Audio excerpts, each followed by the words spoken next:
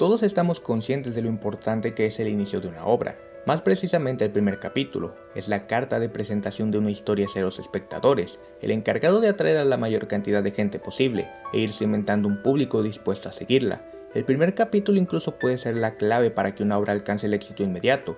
En el mundo del anime tenemos infinidad de ejemplos, primeros capítulos que son ampliamente reconocidos por lo excelentes que son, dejando a un lado si lograron o no mantener ese mismo nivel. Shingeki no Kyojin, The Promised Neverland, Evangelion e incluso SAO. Pero otro anime que cuenta con un gran primer capítulo y del que no se suele hablar tanto es uno de los consentidos de este canal, Zangatsu no Lion. Para mí, el primer episodio de la serie no tiene nada que envidiarle a ninguno de los antes mencionados. Es una gran introducción para la historia creada por Chika Umino, y es por ello que hoy quiero darme a la tarea de analizarlo en su totalidad e ir explicando por qué me parece tan bueno. Sin más, comencemos. Hola, yo soy Garden y el tema de esta ocasión es el primer capítulo de Zangatsu no Lion.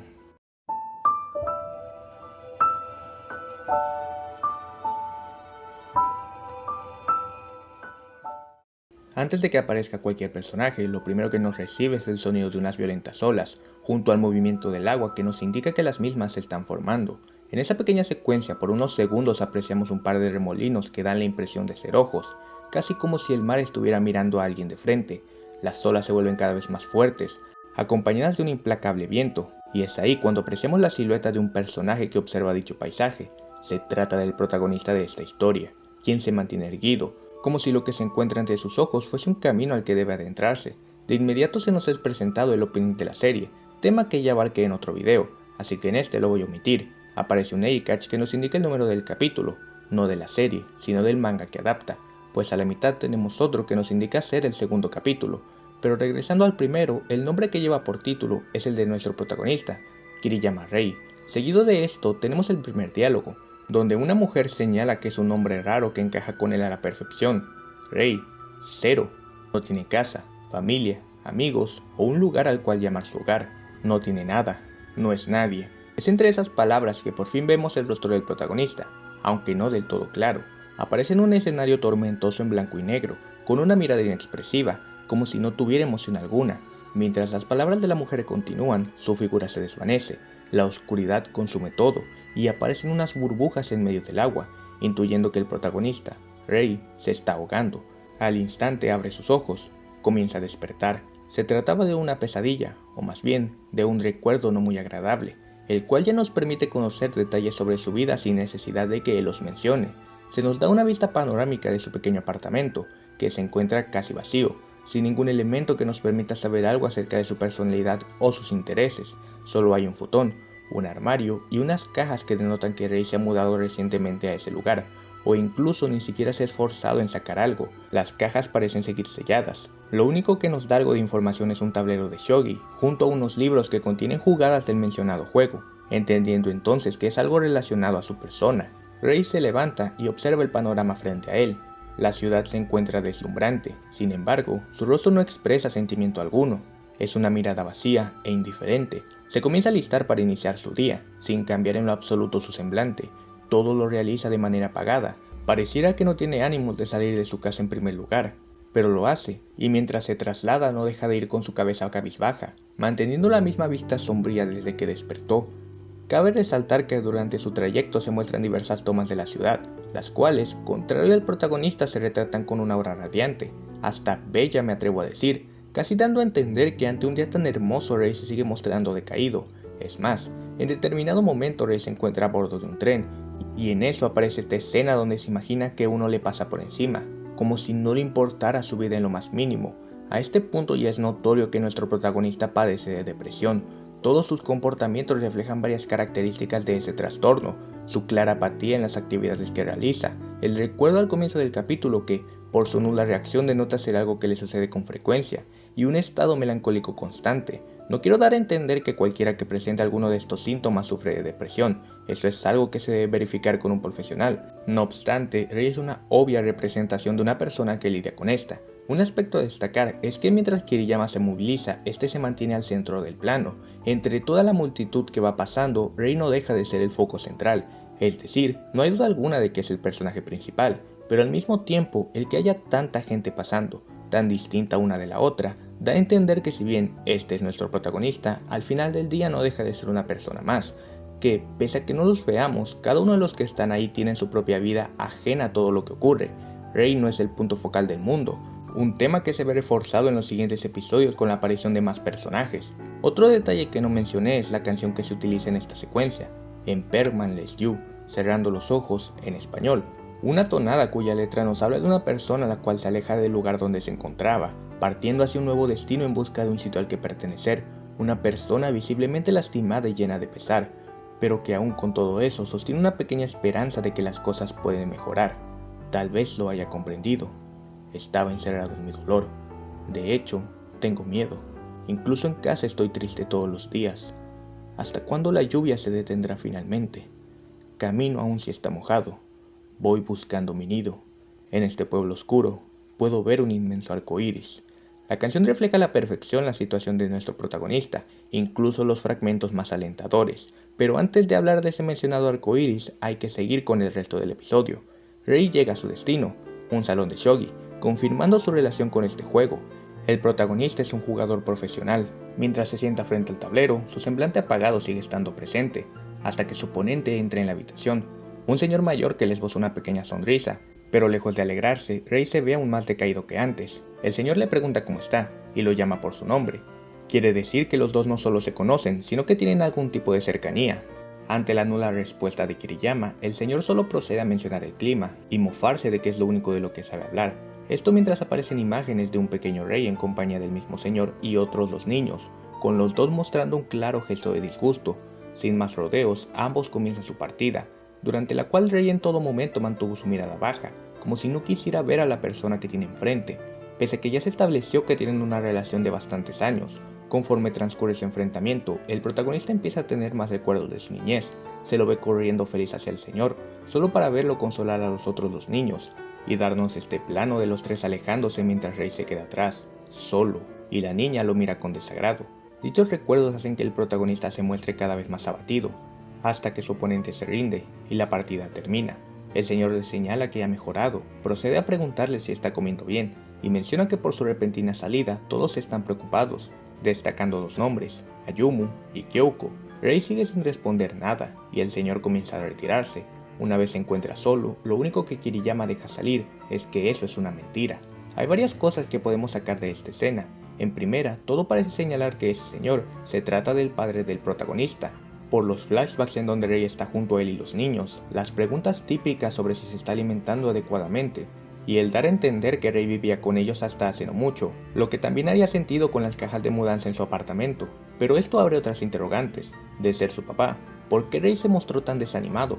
¿Cuál es la razón de que un hijo actúe así al encontrarse con su padre? Por el lado del señor, todas sus palabras denotan una clara incompetencia para acercarse a Kiriyama, siendo incapaz de entablar una conversación más allá de preguntas básicas. Y si nos vamos a los recuerdos del protagonista, observamos que Rei siente un notable aislamiento de los demás, en especial de los niños, que suponemos son sus hermanos, pero hay algo que no encaja.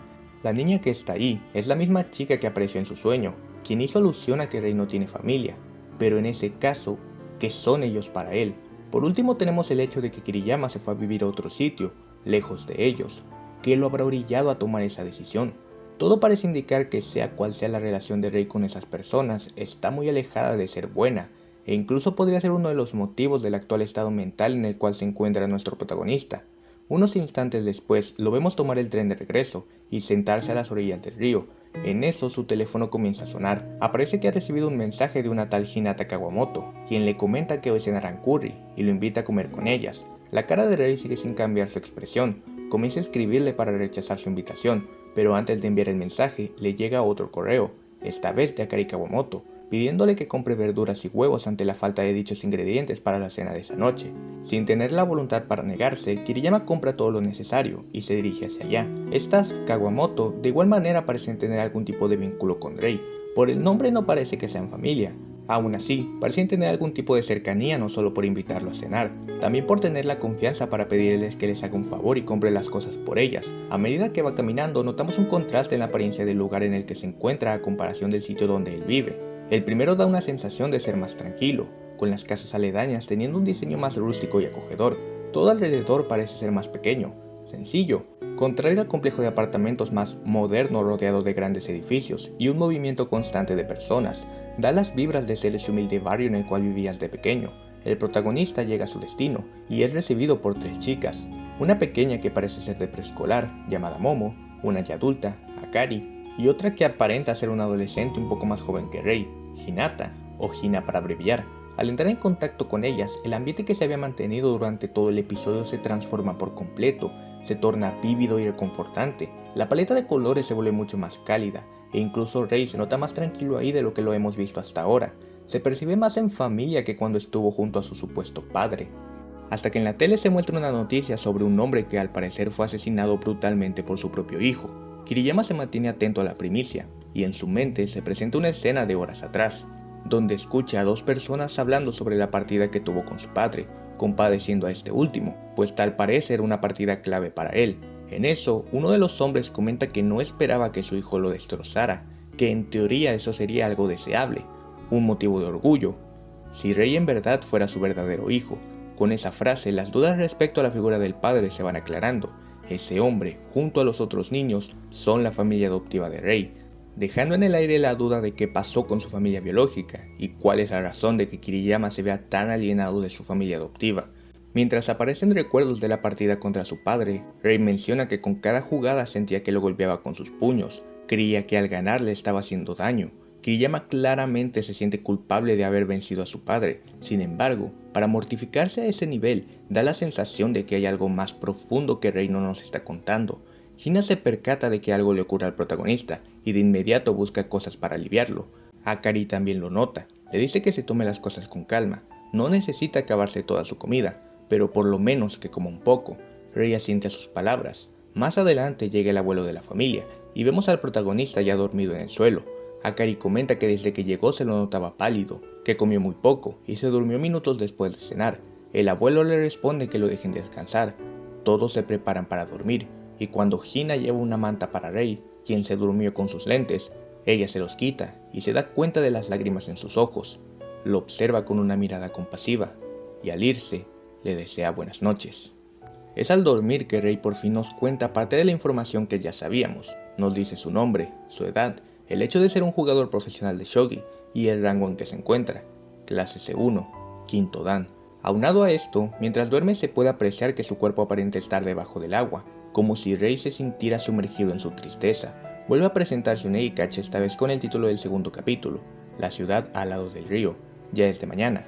Al despertar el protagonista se encuentra con un peculiar gato mirándolo fijamente, hasta que es interrumpido por una apresurada Hina a quien se le está haciendo tarde para ir a la escuela, así que desayuna con prisa y se va, no sin antes darle un curioso almuerzo a Kiriyama, un onigiri gigante, y dejarle sus llaves de la casa para que cierre al irse. Con esta pequeña escena ya se nos deja ver que Hina es una chica muy energética, alegre y considerada al prepararle comida a nuestro protagonista, y haber actuado de inmediato en cuanto notó que ayer no se encontraba bien. Después de eso, Rei se dirige a su escuela. Llega la hora del almuerzo, vemos a los demás alumnos comer en su salón de clases. Sin embargo, Kiriyama se encuentra en la azotea, sin nadie que le haga compañía, hasta que aparece un maestro que se sienta a su lado. El profesor parece estar al tanto de que Kiriyama es un jugador de shogi. Hablan acerca de los ingresos que recibe como profesional y se molesta al ver que Kiriyama gana más. Le muerde a su onigiri y se va gritando que no piensa volver a comer con él. Al bajar por las escaleras, el maestro menciona que Rei es considerado un genio por convertirse en un jugador profesional cuando estaba en la secundaria, pero que ahí no es diferente a cualquier adolescente lleno de dudas, preguntándose qué estará pasando dentro de su cabeza. A pesar de su enfado, dicho maestro muestra cierta preocupación hacia Rei. Por la tarde el protagonista se dirige a la tienda de la familia Kawamoto para devolverle su llave, y de paso les ayuda un poco con el trabajo, saliendo a relucir de nueva cuenta ese ambiente afable que habíamos visto en su hogar. Después de cerrar, las hermanas le preguntan si irá a cenar con ellas, pero Kiriyama declina su invitación. Les dice que volverá a casa para entrenar. Las hermanas le desean buena suerte, él les agradece por eso y por el almuerzo, y se despiden. Kiriyama llega a su edificio, revisa su correo, y al no encontrar nada, una persona se comienza a reír, un chico robusto de cabello castaño, quien sostiene una carta dirigida hacia el protagonista, y le pregunta si eso era lo que buscaba, a lo que Rei se sorprende, terminando de esta manera el episodio. El primer capítulo de Zangatsu es excelente porque sin mucha complicación logra plantearnos a su personaje central, Rei Kiriyama, permitiéndonos ver diversos detalles acerca de su trasfondo, su manera de actuar y sus conflictos principales sin pecar de ser sobreexplicativo. Todo se muestra de una forma indirecta e introspectiva propia del personaje, dándonos la cantidad suficiente de información para ponernos en contexto de quién es, pero dejando algunos cabos sueltos que generan el interés de seguir viendo más acerca de él. En los poco más de 20 minutos que dura el episodio ya sabemos que Rei es un joven jugador de shogi que se encuentra afrontando una profunda depresión, así como el hecho de tener una familia adoptiva cuya relación parece ser complicada, lo que lo llevó a mudarse para vivir solo, apático la mayoría del tiempo, con un constante sentimiento de soledad y sin ningún vínculo cercano, a excepción de esa familia al otro lado del puente, las Kawamoto, pues durante todo el capítulo fue en los momentos que estuvo junto a ellas que vimos a un Rei menos perturbado, hasta cómodo me atrevo a decir, dejando en claro que esa familia será un eje importante para el protagonista, quienes además logran captar la atención de inmediato, presentándose como personas sencillas de corazón dulce, amables y cálidas para con otros. Desde el minuto 1 te van cayendo bien, dando una sensación de seguridad sobre que van a representar un cambio positivo en la vida de Kiriyama, terminando con un cliffhanger simple pero efectivo. Es un capítulo que puede resonar en más de uno, pues la premisa de Rei como personaje es una con la que es fácil empatizar, ya que más de uno se habrá sentido de la misma forma que él sin la necesidad de estar pasando por una situación similar, ese sentimiento de vacío y aislamiento de los demás, el sentir que vives sin una motivación real, levantarte y hacer tu día por pura inercia, tener recuerdos que invaden tu mente y no dejan de resonar dentro de ti. Sin embargo, lejos de tornarse pesado, es un capítulo ameno que, pese a no tener un inicio frenético y llamativo, no lo necesita, porque Zangatsu no Lion no es así. Es una historia tranquila e íntima que nos invita a ver la vida de sus personajes con detenimiento, conocerlos de a poco para generar un lazo hacia ellos. Su primer capítulo ejemplifica esto, por lo que también plantea muy bien el tono general de la obra. Por último está todo su apartado técnico que es increíble. Quienes conozcan al estudio encargado no se sorprenderán. Shaft es uno de los estudios más sólidos en lo que a aspectos audiovisuales se refiere, con trabajos como Monogatari Series y Madoka Mágica para ejemplificarlo, con Zangatsu siendo otro gran exponente. La atmósfera generada gracias a la dirección te hace sentir en los zapatos de Kiriyama, todas sus emociones se sienten palpables, los planos, enfoques y cambios en la tonalidad de los escenarios ayudan a representar el estado de Rei, pero lo más destacable es el soundtrack, uno de mis favoritos del anime en general, con temas hermosos y muy variados que enfatizan la emoción principal de cada escena, maximizando todo lo que busca transmitir al espectador y creando un ambiente atrapante. Zangatsu no Lion desde el primer capítulo ya deja en claro ser una historia muy personal, y la cual, si te das el tiempo de darle una oportunidad, puede que termine marcando tu vida para siempre, o al menos, eso es lo que hizo conmigo. Con esto llegamos al final de este video. Si les gustó, recuerden que pueden suscribirse, dejar su like y compartir. Coméntenme qué tal les pareció y díganme su opinión sobre Zangatsu no Lion. Sin más, me despido. Nos vemos, hasta la próxima.